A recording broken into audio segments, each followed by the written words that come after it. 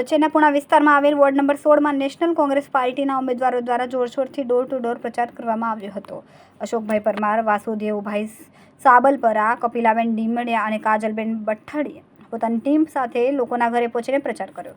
આ પ્રચાર દરમિયાન મોટી સંખ્યામાં કાર્યકર્તાઓ જોડાયા હતા, જેના કારણે સમગ્ર વિસ્તારમાં ચૂંટણીનો માહોલ ગરમાયો છે। ઉમેદવારો લોકોથી સીધો સંપર્ક સાધી તેમની સમસ્યાઓ સાંભળતા અને વિકાસના મુદ્દાઓ પર ચર્ચા કરતા નજરે પડ્યા હતા। આવનારા દિવસોમાં આ પ્રચાર વધુ તેજ બનવાની શક્યતા છે। આજે હું 16 નંબર વોર્ડનો ઉમેદવાર છું અને મારું નામ વાસુ સાબલપરા છે।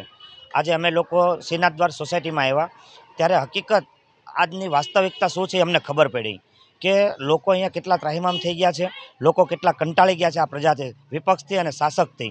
કે અમે 10 વર્ષ પહેલાં જે અમારે અહીંયા ચૂંટાયેલા કોર્પોરેટરોએ રોડ રસ્તા અને ગટર બનાવી હતી, આજે એને કોઈ થીંગડું મારવા પણ નથી આવ્યું। થીંગડાની વાત તો દૂર રહી, પણ આજે લોકોને ઘરની અંદર પાણી જોઈએ એ પણ નથી આવતો।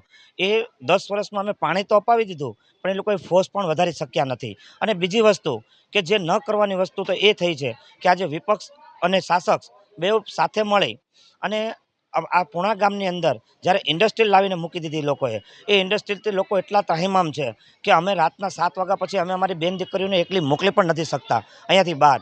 તો એના કારણે એ લોકો આજે અમારે સમર્થનમાં આવ્યા। આ બેન લોકો અમે ખેસ પહેરાવ્યો એને એવું કીધું ભાઈ તમારો પ્રોબ્લેમ શું છે, ત્યારે અમને પ્રોબ્લેમની વાત કરી ત્યારે અમને પણ ખુદની અંદર એમ થયું કે 10 વર્ષથી આ લોકો શું કરે છે અને ફરી લોકોને વાતો કરે છે ત્રાસી ગયા।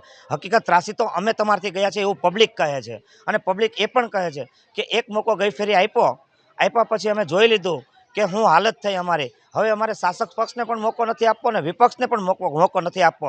હવે અમે એકવાર ફરી કોંગ્રેસને મોકો આપી અને જે અમારા અધૂરા કામની આશા છે એ પૂરી કરાવવા માંગીએ છીએ। અશોકભાઈ, આજે તમે પુણા વિસ્તારમાં ડોર ટુ ડોર પ્રચારમાં નીકળ્યા છો, લોકોનો કેવો પ્રતિસાદ છે અને શું તકલીફો છે લોકોની? આજે અમે ડોર ટુ ડોર પ્રચારમાં નીકળ્યા છીએ। આ બધા અમે કોંગ્રેસના કાર્યકરો છીએ અને સેવા કરવા માટે અમે નીકળ્યા છીએ। પણ આજે ડોર ટુ ડોરમાં અમે જે પ્રશ્નો સાંભળ્યા ને એ જોઈને અમારા પગ નીચેથી ધરતી સરકી ગઈ।